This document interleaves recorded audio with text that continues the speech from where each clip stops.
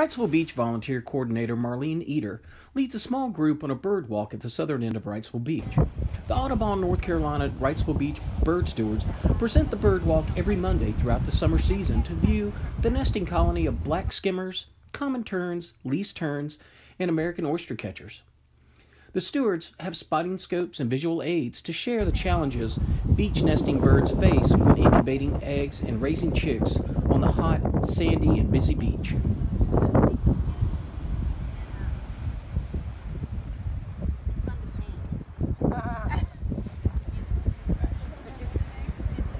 These are real eggs.